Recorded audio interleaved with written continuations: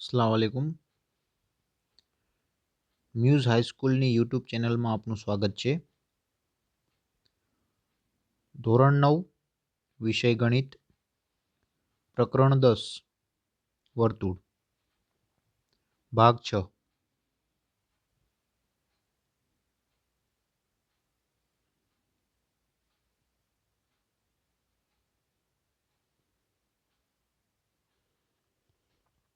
પ્રમેય નંબર 10.5. આપેલ 3 અસમરેખ બિંદુઓમાંથી એક અને માત્ર એક જ વર્તુળ પસાર થાય છે.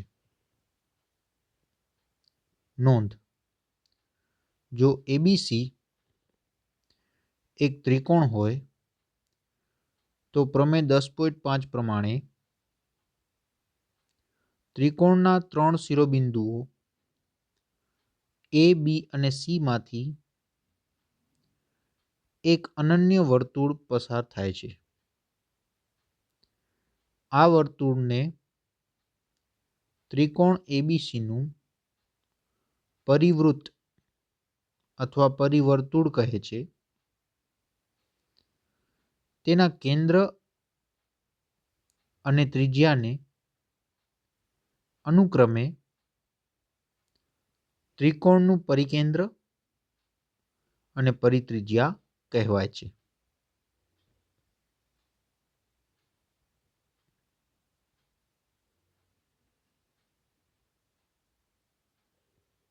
સમાન જીવાઓ અને તેમનું કેન્દ્રથી અંતર. ધારો કે એબી રેખા છે અને પી રેખાની બહારનું એક બિંદુ છે. રેખા પર અનંત સંખ્યામાં બિંદુઓ હોવાથી આ બિંદુઓને જો તમે પી સાથે જોડશો તો તમને અનંત રેખાખંડો PL1, PL2, PM, PL3, PL4 વગેરે મળશે. આ બધામાંથી પી થી એબીનું અંતર કયું થશે? તમે થોડી વાર વિચાર કરશો તો તમને જવાબ મળશે. આ બધા રેખાખંડોમાંથી આકૃતિ 10.21માં પી થી એબી પરનો લંબ PM એ નાનામાં નાનો થશે. ગણિતમાં આપણે આ ઓછામાં ઓછી લંબાઈ PM ને પી થી એબીના અંતર તરીકે વ્યાખ્યાયિત કરીશું. આથી તમે કહી શકશો કે બિંદુથી રેખાના લંબ અંતરને બિંદુથી રેખાનું અંતર કહે છે.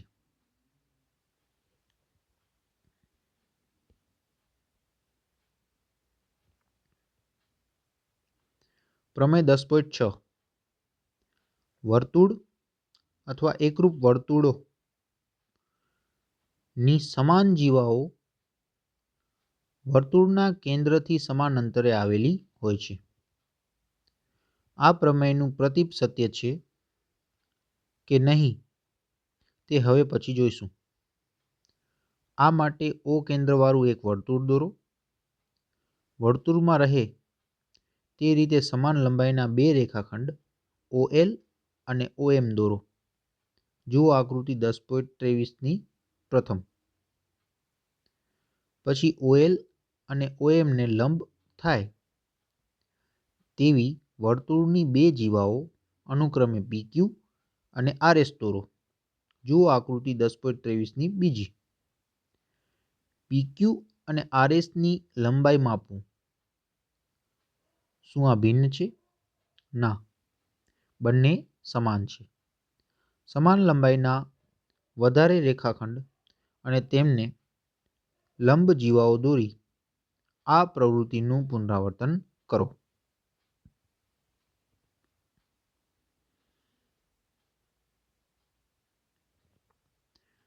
આ પ્રમેયનું પ્રતીપ વિધાન જોઈએ તો પ્રમેય 10.7.